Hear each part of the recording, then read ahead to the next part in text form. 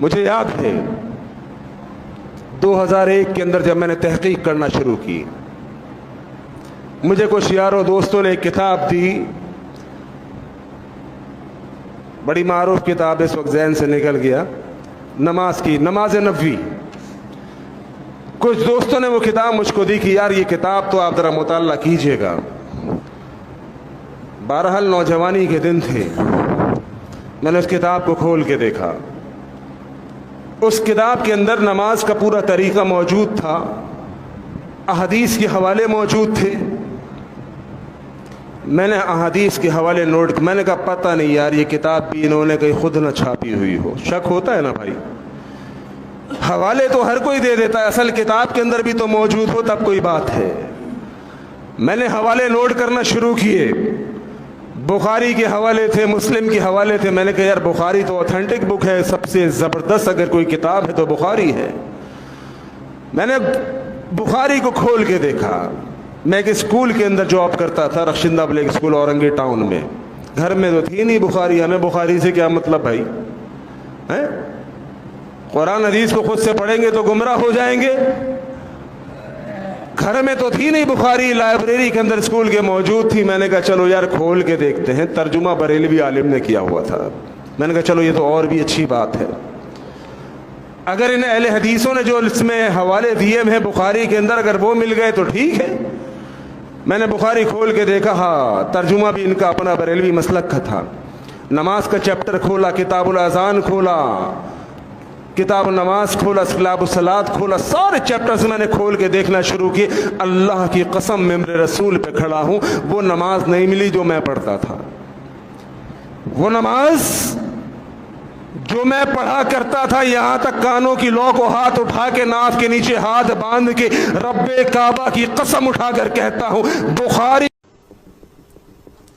ایک صاحب نے عجیب و غریب سوال کیا ہے کہ مولانا صاحب اہل حدیث کی تعداد ہمارے شہر میں بڑھ رہی ہے، اس کی کیا وجہ ہے؟ اس کی پہلی وجہ یہ ہے کہ ہم بے دلیل بات کرتے ہیں، وہ دلیل کے ساتھ بات کرتے ہیں، پہلی وجہ۔ ہمارے یہاں مدارس میں ہم کو فقہ پڑھائی جاتی ہے اور حدیث سے دلیل نہیں دی جاتی ہے، یہ بنیادی وجہ ہے۔ نمبر 2، یہ ایک حقیقت ہے، مجھے کہنا نہیں چاہیے، بعض لوگ اس سے بھی ناراض ہوتے ہیں کہ آپ اہل حدیث ہیں،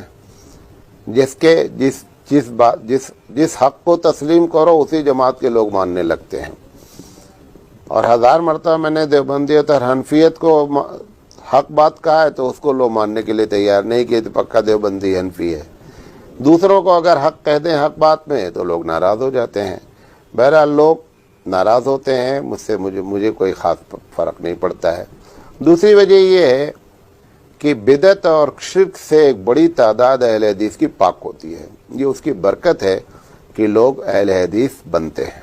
ایک چیز مجھے سوچنے پہ مجبور کر رہی تھی کہ یہاں یہ مسلک تو پاکستان کے اندر اہل حدیثوں کا ہے، جو بیت اللہ میں دیکھ رہا ہوں، نماز کا طریقہ دیکھ رہا ہوں، رفع یدین کا طریقہ دیکھ رہا ہوں، آمین بالجہر کا طریقہ دیکھ رہا ہوں، اور تمام کے تمام چیزیں جو اللہ کے گھر کے اندر میں دیکھ رہا ہوں، پاکستان میں تو اہل حدیثوں کا ہے۔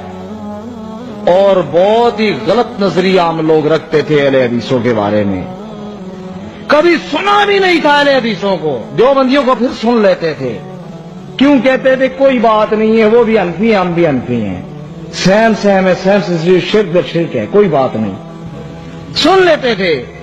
اہل حدیثوں کو کبھی نہیں سنا تھا، کبھی گئے ہی نہیں تھے، لیکن یہ بات ہمارے سامنے اکثر رہتی تھی کہ یہ طریقے اہل حدیثوں کے ہیں۔ پوچھتے رہتے ہیں کہ آپ اہل حدیث کیوں؟ ارے میں اہل حدیث ہوا ہی نہیں تھا کبھی۔ میں نے تو دین کو جب سمجھا، جب میں نے تضاد دیکھا نا، حدیث و قرآن کا ٹکراؤ دیکھا، اور میں نے فیصلہ کر لیا اندر کہ میں قرآن و سنت پہ چلوں گا، صحابہ والا اسلام۔ مجھے کیا پتا تھا اہل حدیث کیا ہوتا ہے؟ ہم کو تو بچپنے سے پڑھایا گیا کہ اہل حدیث کو ساقی رسول ہوتا ہے، یہودی ہوتا ہے، رسول کو مانتا ہی نہیں، اس لیے ہم نے کبھی جھانک کے دیکھا ہی نہیں، کسی اہل حدیث کو دیکھتے راستہ موڑ لیتے تھے۔ कि सलाम न करना पड़ जाए, भैया इनके सलाम से निकाह टूट जाता। तो यही सिखा रखा था, धोखे में सलाम कर लिया, बीवी हाथ से निकल जाएगी।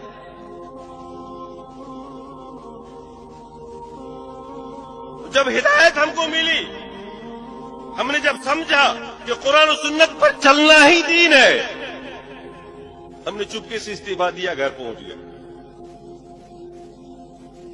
तो 2 साल के बाद मेरी तकरीर हो रही थी, कहीं पर एक अहले हदीस ने सुना और उसने मुझसे कान में आकर कहा कि हजरत, सुबह मेरे घर आया, उसने कहा कि आज जो आपने तकरीर की है ना, वो बिल्कुल मेरे मौलवी जैसी की है। तब दिल में ख्याल आया, इसके मौलवी को भी आजमा के देखें, और देखा, और तब पता चला कि यार हम तो अहले हदीस हो गए। ये अहले हदीस होने के कई साल बाद मुझे पता चला कि मैं तो अहले हदीस हो गया, वरना तो हम डर के, मतलब जिसे होता है ना कि हमारे यहाँ एक कहावत है कि दूध का जला छाछ को भी फूंक के पीता। दूध से किसी दिन मुंह जल जाए ना बिल्ली का, तो छाछ को भी पिएगा, तो फूंक फूंक के पिएगा, कहीं ये भी ना जला दे। तो हम तो इतना हसास हो गए थे कि हम तो एक एक चीज सोच समझ कर करते थे, कुरान सुन्नत को देखते थे, और हम बाकायदा तजर्बे के लिए उनके बीच में गए। हम पूछते रहते हैं कि आप अहले हदीस क्यों?